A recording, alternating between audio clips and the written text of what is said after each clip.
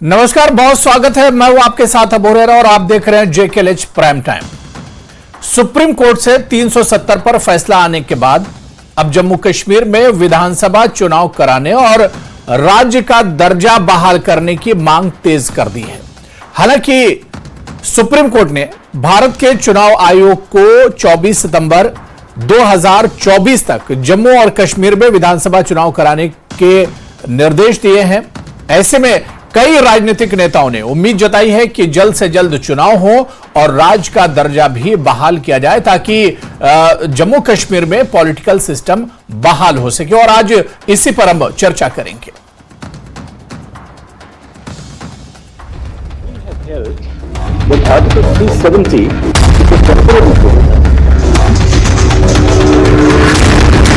Statehood restore होना चाहिए और चुनाव होने चाहिए।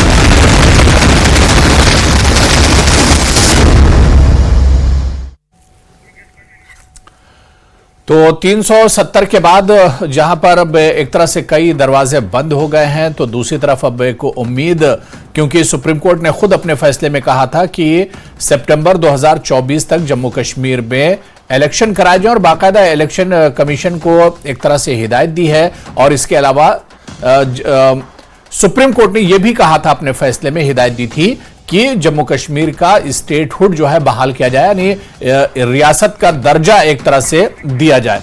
तो अब तरह से जो सियासी पार्टियां हैं उन्हें एक उम्मीद जगी है कि जल्द से जल्द रियासत का दर्जा मिले और रियासत में चुनाव कराए जाए, असेंबली के इंतखाबात कराए जाए, एक चुनी हुई सरकार जम्मू कश्मीर के लोगों को मिले और जम्मू कश्मीर में पॉलिटिकल सिस्टम बहाल हो सके। इसी पर चर्चा करेंगे। बहुत खास मेहमान मेरे साथ जुड़े हुए हैं। बहुत जल्दी अपने मेहमानों का आपसे इंट्रोडक्शन करा देता हूं। मेरे साथ इमरान नबी डार साहब हैं, स्पोक्स पर्सन है जम्मू कश्मीर नेशनल कॉन्फ्रेंस से। सुरेंद्र अंबरदार जी हैं, सीनियर लीडर हैं बीजेपी जम्मू कश्मीर के। एडवोकेट इकबाल ताहिर साहब हमारे साथ जुड़े हुए हैं, स्पोक्स पर्सन है पीडीपी से। और कुछ देर में कांग्रेस लीडर भी हमारे साथ इस चर्चा में जुड़ेंगे। सभी मेहमानों का बहुत स्वागत और बहुत इस्तकबाल है न्यूज़ 18 जेकेएलएच में। मैं सबसे पहले एडवोकेट इकबाल ताहिर जी आपसे शुरुआत करना चाहूंगा कि 370 तो एक तरह से अब खत्म हो गया सुप्रीम कोर्ट के का फैसला आने के बाद, और बीजेपी जो कह रही थी कि 370 इतिहास हो गया है। अब क्या लग रहा है, क्योंकि लगातार हम देख रहे हैं जो पॉलिटिकल पार्टियां हैं या आप लोगों की तरफ से एक आवाज उठाई जा रही कि जल्द से जल्द चुनाव कराए जाए और स्टेटहुड बहाल किया जाए, रियासत का दर्जा दिया जाए।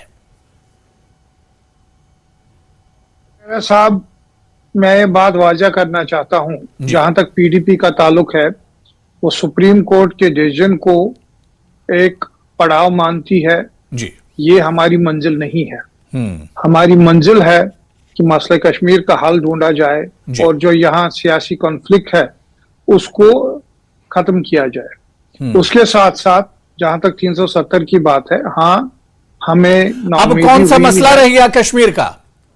कश्मीर का अब कौन सा मसला रह गया? 370 का मसला नहीं, सुप्रीम कोर्ट ने 370 को खत्म कर दिया और कश्मीर तो भारत का अटूट अंग है, इसे तो आप मानते ही होंगे। उसमें कोई शक नहीं है। फिर क्या मसला रह गया इसमें?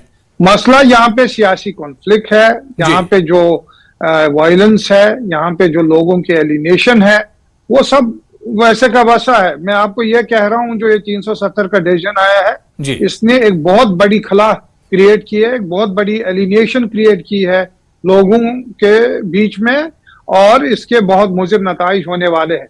जहां तक इलेक्शंस का ताल्लुक है, ये हमारा हक है और कोई भी फोरम होगा, कोई भी ऑप्शन होगा, हम उसको अवेल करेंगे और जो हमारी बात है उसको हम आगे बढ़ाएंगे।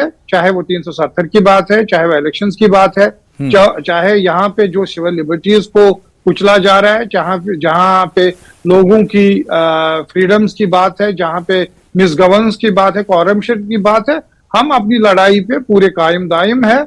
लेकिन ये कहना कि हम इलेक्शन के पीछे मरे जा रहे हैं, इसमें कोई सच्चाई नहीं है। जब इलेक्शंस होंगे हम तैयार हैं, हम लड़ेंगे, क्योंकि हम इलेक्शन को एक स्ट्रेटजी मानते हैं अपनी जो हुकूक है उनकी लड़ाई के लिए।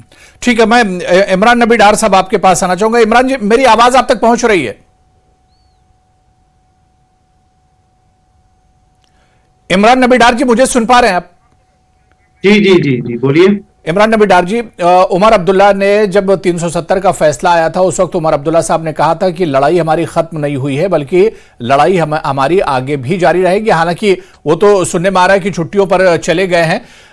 किस तरह से आप इस लड़ाई को आगे बढ़ाएंगे? क्या अब जम्मू कश्मीर में चुनाव होंगे, स्टेटहुड का दर्जा बहाल होगा, और उसके बाद किस तरह से एनसी जो जिस लड़ाई की बात कर रहे हैं उमर अब्दुल्ला साहब, किस तरह से इसे आप आगे बढ़ाएंगे?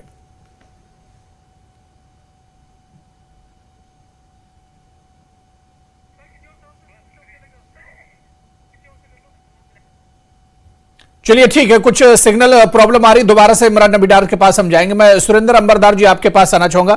सुरेंद्र अंबरदार जी, क्योंकि अब 370 के बाद जो पॉलिटिकल पार्टियां वो चाह रही हैं कि जल्दी से जल्दी, क्योंकि सुप्रीम कोर्ट ने भी अपने फैसले में कहा है कि सितंबर तक चुनाव होने चाहिए और इसके अलावा स्टेटहुड का दर्जा बहाल होना चाहिए, तो अब सियासी पार्टियां मांग कर रही हैं कि जल्द से जल्द, क्योंकि सुप्रीम कोर्ट का रिमार्क है, फैसला है, ऐसे में अब यह कदम जल्दी जल्दी उठाया जाना चाहिए।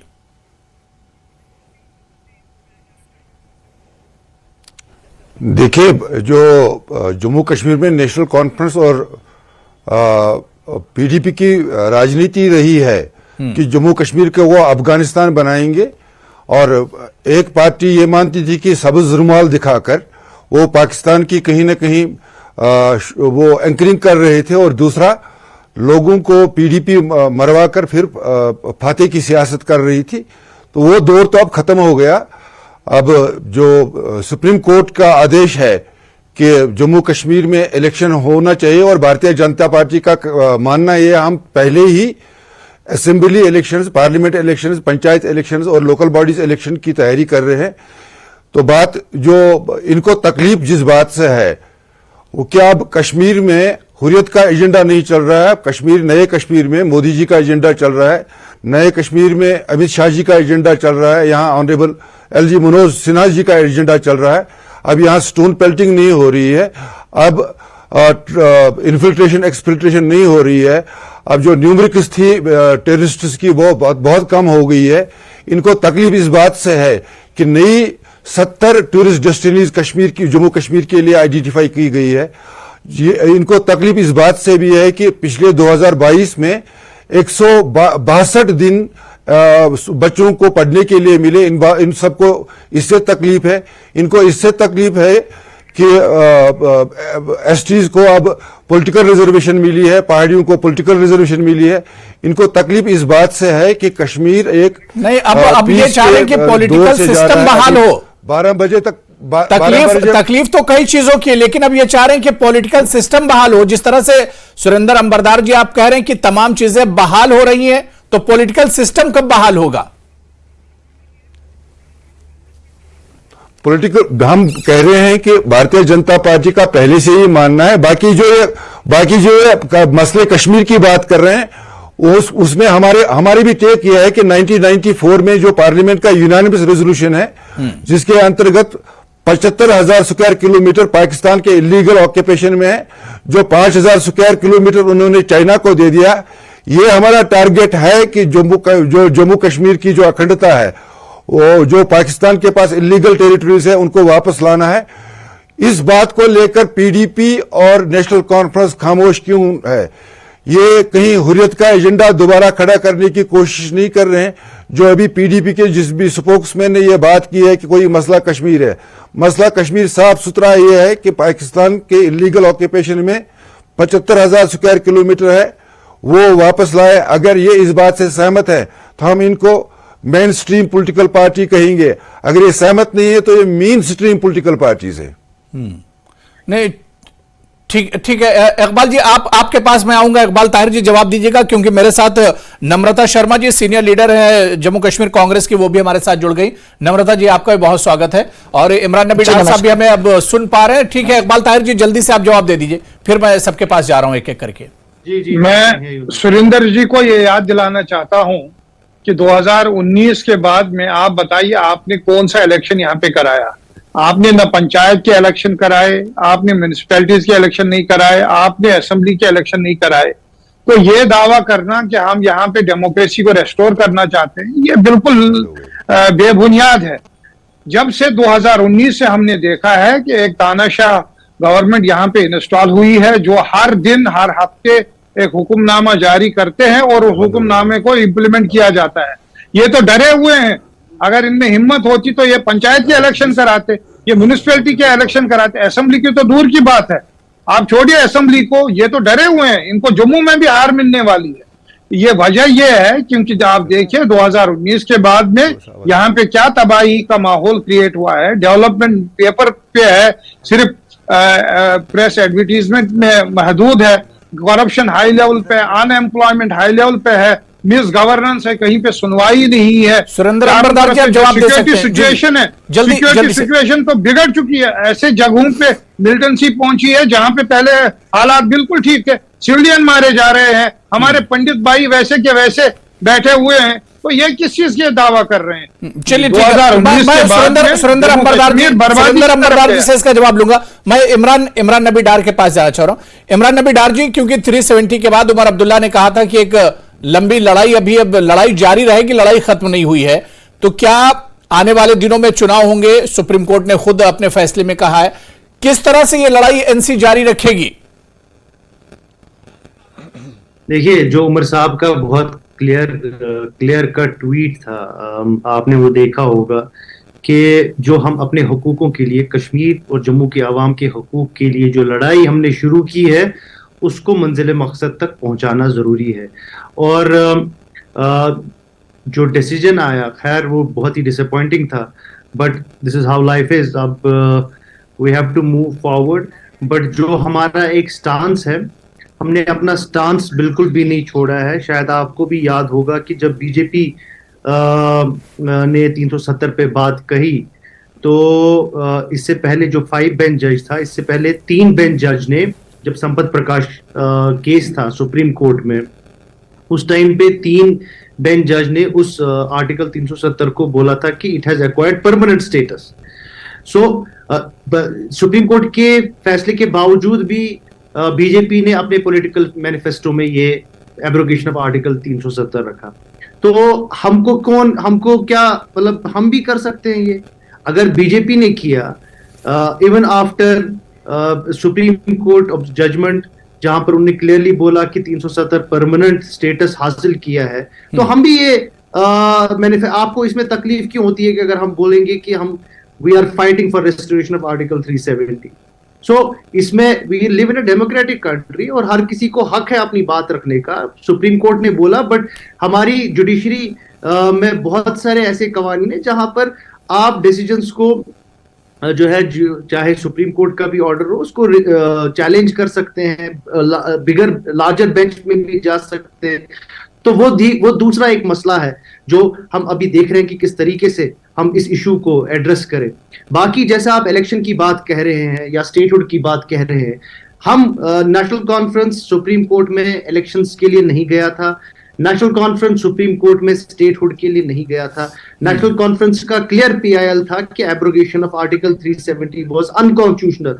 और ये जो ऑब्जर्वेशन जो आप बोल रहे हैं, ये कोई मेहरबानी नहीं करेगी गवर्नमेंट कि यहाँ पे इलेक्शन करना है। इनफैक्ट 4.5 सालों से ये किन वजूहात की वजह से असेंबली इलेक्शंस नहीं कर रहे हैं, जबकि डीडीसी इलेक्शंस इन्होंने किए, तो बाकी क्योंकि डीडीसी इलेक्शंस में इनको लग रहा था कि ये बहुत ही कामयाब होके आए, उसमें भी मुंह की खानी पड़ी इनको। और आपको ये भी मालूम होगा, आप ये भी जो इनके बाकी ABCD पार्टीज है यहाँ कश्मीर में, जिन्होंने बहुत बुलंदबाग दावे किए थे कि हम इतनी सीटें लेके आएंगे, वो तो कहीं पे फिर नजर नहीं आए। तो कहने का मकसद ये है कि इन सब चीजों का फैसला अवामी अदालत में होता है, लेकिन अफसोस से कहना पड़ रहा है कि बीजेपी अवामी अदालत में जाने के लिए तैयार नहीं है।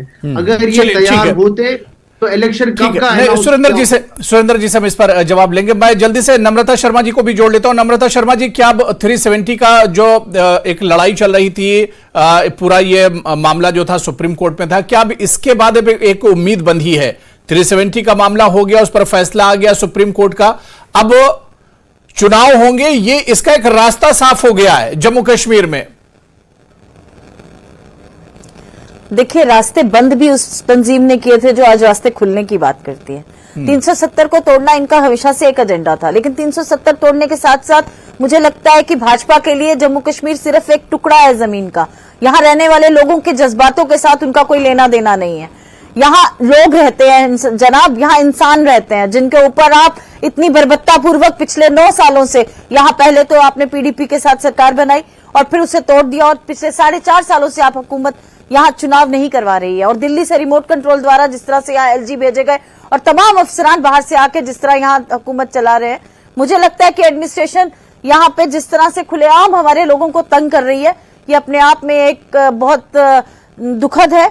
और मुझे लगता है कि आज जिस परिस्थितियों से जम्मू कश्मीर गुजर रहा है, वो कल परिस्थितियां उत्तर प्रदेश और गुजरात की भी हो सकती हैं। इसलिए देश के लिए घातक है और देश के बाकी हिस्सों के लोगों को ये समझना चाहिए कि जम्मू कश्मीर में आज जिस तरह से हिटलरशाही की सरकार चल रही है, और यहाँ ये कहना में दो राय नहीं होगा कि आज एक ईस्ट इंडिया कंपनी ही यहाँ पे राज कर रही है, जिस तरह से बिल्कुल ये राज कर रहे हैं। यहाँ से तमाम सेफगार्ड्स हटा दिए गए, हमारे बच्चों की प्रॉपर्टी का राइट्स। आप देखिए, गुजरात के रहने वाले आज हमारे प्रधानमंत्री हैं, और गुजरात एक ऐसी स्टेट है जहाँ पे एग्रीकल्चर के अलावा आज आप कोई जमीन नहीं खरीद सकते, और हमारी जमीनों को आपने लोगों के लिए खुला छोड़ दिया। हमारे बच्चों के लिए नौकरियां, हमारा, आप जानते हैं जम्मू कश्मीर एक ऐसी स्टेट है, एक ऐसी सेंसिटिव स्टेट है जो यहाँ पाकिस्तान और चाइना से घिरी हुई है।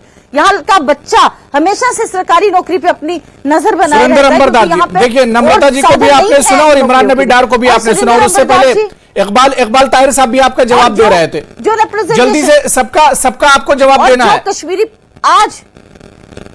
आज अंबरदार साहब यहाँ कश्मीरी रिप्रेजेंटेटिव होने के साथ साथ भाजपा समझ लेना चाहिए कि छत्तीसगढ़, मध्य प्रदेश और राजस्थान ने उनको जवाब दे दिया। सालों से क्या किया कांग्रेस रिजेक्ट की है। आप जानते हैं कि टोटल वोट जो आज कांग्रेस का कोई मैंडेट नहीं है, कांग्रेस का कोई मैंडेट नहीं है लोगों ने वहां वोट डाले, जिसमें से 7 लाख और 7 करोड़ और 40 लाख लोगों ने, अगर जो इमरान नबी डार साहब कह रहे हैं भाजपा के लिए वोट किया तो 4,80,000 जवाब सुन लीजिए सुरेंद्र जी, जवाब आपको भी पंजाब से मिला था, जवाब आपको भी हिमाचल से मिला था। जी देखिए निम्रता जी, जो आप अभी हाइप क्रिएट कर रहे हैं, आपको छत्तीसगढ़, मध्य प्रदेश और राजस्थान ने बहुत अच्छा जवाब दे दिया। अब आपके पास कोई एजेंडा नहीं है सारे भारत में, भी पंजाब और हिमाचल में जवाब मिला था। आप कितना जी मिला था, उसका जवाब आपको मिल गया है। जो अभी इमरान साहब कह रहे थे कि धारा 370, सुप्रीम कोर्ट ने बड़ा क्लियर कर दिया है कि ये एक टेम्परेरी प्रोविजन था, और बहुत कैजुअली आर्टिकल 370 के जो कंट्रोवर्शियल क्लासेस हैं, जो इरोड हुए हैं, उनके बारे में सुप्रीम कोर्ट की राय जो है वो सबके सामने है। मसला यह है कि नेशनल कॉन्फ्रेंस और पीडीपी, इनका कोई इथिक्स नहीं है, इनका कोई फंडामेंटली कोई ईमान नहीं है। न ये भारत के पार्लियामेंट का मान रखते हैं, न भारत के सुप्रीम कोर्ट को। अब तक ये सारी दुनिया को कह रहे थे कि सुप्रीम कोर्ट में अंबरदार जी, ये पार्टियां भी चुनाव लड़ती हैं जम्मू कश्मीर में। जम्मू कश्मीर में ये पार्टियां भी चुनाव लड़ती हैं। दिल्ली में दिल्ली की सरकार को जब जम्मू कश्मीर में ये कहा कि दिल्ली की सरकार के बारे में इमोशनल आधार पे कितना अनादर किया, इमोशनल आधार पे इलेक्शन लड़ती हैं।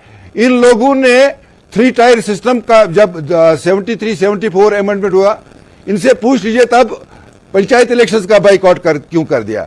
ये नहीं चाहते हैं कि जो आज तो ये चुनाव चाह रहे हैं कश्मीर में, वो अब तो ये लोग चुनाव चाह रहे हैं ना, बीडीसी है। और अब ये सारी पार्टियां चुनाव चाह रही, फिर देरी क्यों हो रही है? चुनाव नहीं चाह रहे हैं, ये मजबूर है। नहीं, ये बेसिकली मजबूर हो गए हैं आप, क्योंकि सुप्रीम कोर्ट ने भी ये डिसीजन दे दिया। नहीं तो इससे पहले भी इकबाल ताहिर, जल्दी से आप इस पर जवाब दे सकते हैं। इमरान नबी डार साहब, आप भी जवाब दे सकते हैं। जी, सुरेंद्र जी को मैं याद दिलाना चाहता हूँ, जैसे एक और बात करनी है मुझे, साहब ने यहाँ पे जो महबूबा जी जो ये बात कर रही है आइडिया ऑफ इंडिया की, सुप्रीम कोर्ट ने ये कहा कि एक एब्सर्ड आइडिया है, आइडिया ऑफ इंडिया। भारत के बारे में ये कहना बहुत गलत है। भारत एक सत्य है, ऐसा ही सत्य है जैसे सूरज है, जैसे समुद्र है। तो ये लेफ्टिस्ट आइडिया कि Bharat idea of India, that is no idea. The truth is that India is a reality. It has been reality from over 5,000 centuries. All those जो सब ये लोग कहते हैं कि आइडिया ऑफ इंडिया है, इस बात को रिजेक्ट करने की जरूरत है। सुरेंद्र जी, मैं आपको यह याद दिलाना चाहता हूं, ये इस मुल्क की जो खूबसूरती है वो इसकी डाइवर्सिटी में है। हमारी कंट्री जो है यहाँ पे डिफरेंट कल्चर, डिफरेंट। एक बात बताइए, आप सुनिए, मैं आपकी बात सुन रहा था। आपका मैंने आपको इंटरप्ट नहीं किया ना, मैंने आपको इंटरप्ट नहीं किया। मेरी बात सुन लीजिए पहले, आप मेरी बात सुन लीजिए पहले।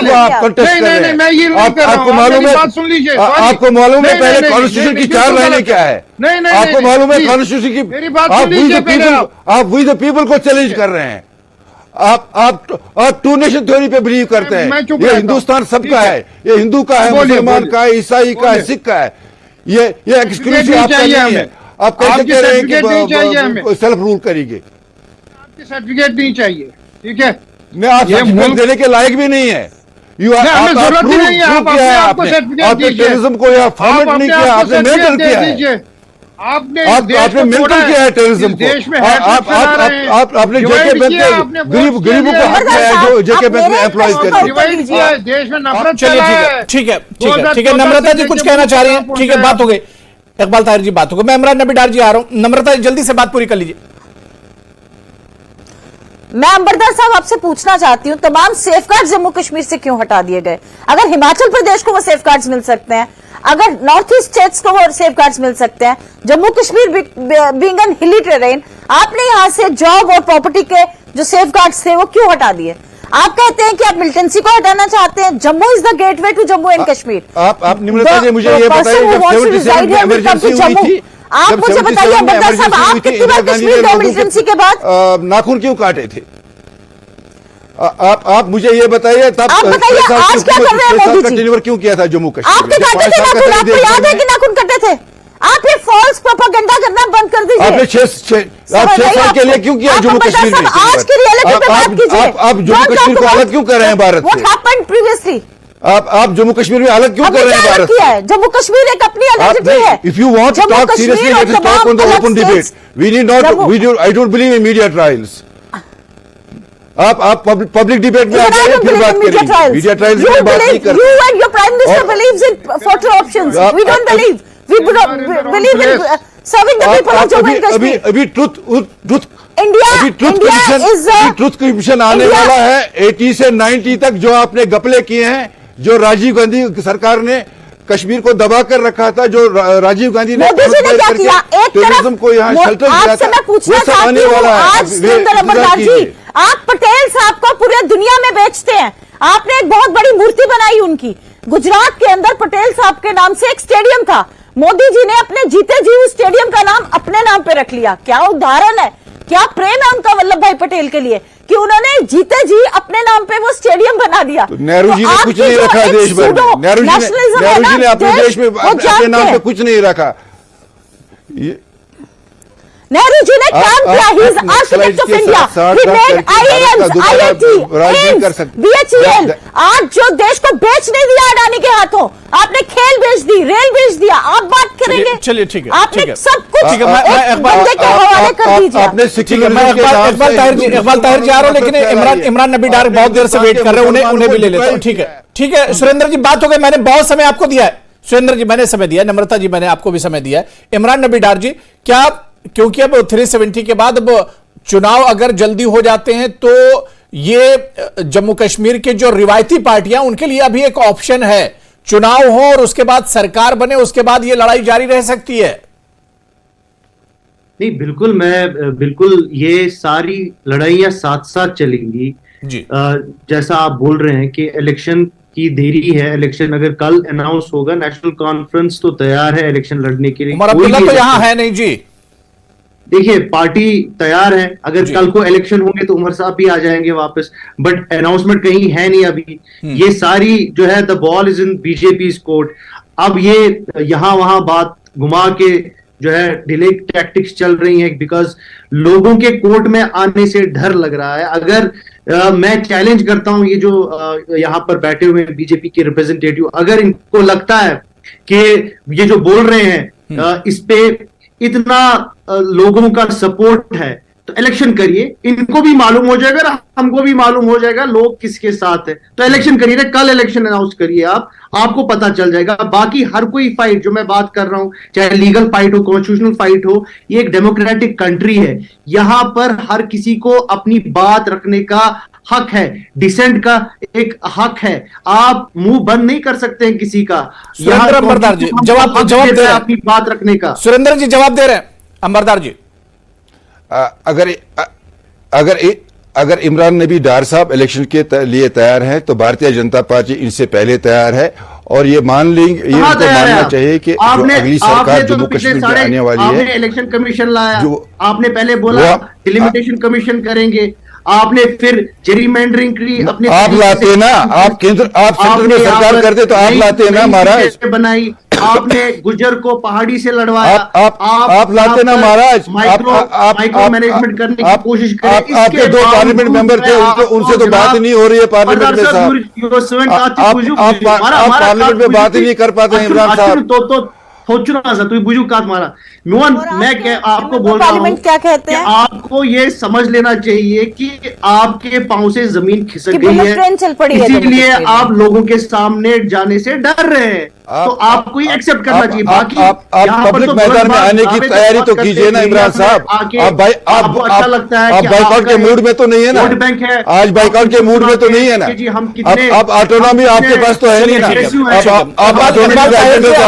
इकबाल ताहिर जी आप कुछ कहना चाह रहे थे, बात पूरी कर लीजिए, समय कम बचा। इकबाल ताहिर जी देखिए, जहां तक हमारा ताल्लुक है, जहां जो हमारे हुकूक हैं जो हमसे छीने गए, हम उनके लिए वादाबंद है और हम इस बात का पूरा इरादा करके बैठे हैं कि इंशाल्लाह एक न एक 370 वापस रिस्टोर होगा। जहां तक इलेक्शन की बात है, हम समझते हैं कि डेमोक्रेसी का एक अहम हिस्सा है और हम चाहते हैं कि जल्द से जल्द इलेक्शन ये डिक्लेयर करें और हम बढ़ चढ़ कर उसमें।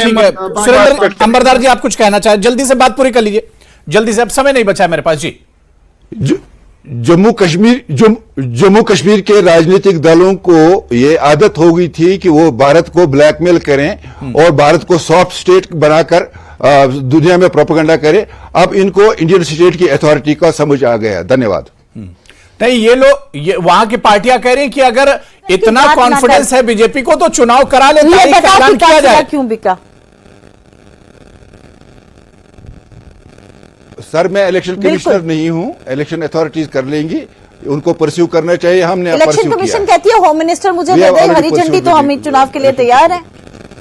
चलिए ठीक है, देखिए अब 370 के बाद एक तरह से 370 पर तो फैसला आ गया, लेकिन अब 370 के बाद सभी सियासी पार्टियां चाह रही हैं, बीजेपी भी चाह रही है कि जम्मू कश्मीर में चुनाव कराए जाएं और सुप्रीम कोर्ट ने भी अपने फैसले में इस चीज को मेंशन किया है कि सितंबर से पहले जम्मू कश्मीर में चुनाव हो और होने भी चाहिए ताकि जम्मू कश्मीर में पॉलिटिकल सिस्टम बहाल हो सके और जम्मू कश्मीर के जो लोग हैं वो भी पॉलिटिकल सिस्टम से एक तरह से जुड़ सके और पॉलिटिकल सिस्टम जम्मू कश्मीर में दोबारा से बहाल हो सके। हम उम्मीद करते हैं कि जल्द से जल्द ये काम जम्मू कश्मीर में होगा। बहुत बहुत शुक्रिया सभी मेहमानों का हमारे साथ जुड़ने के लिए, सुरेंद्र अंबरदार जी, इमरान नबी डार जी, इकबाल ताहिर जी और नम्रता शर्मा जी, सभी का बहुत बहुत शुक्रिया।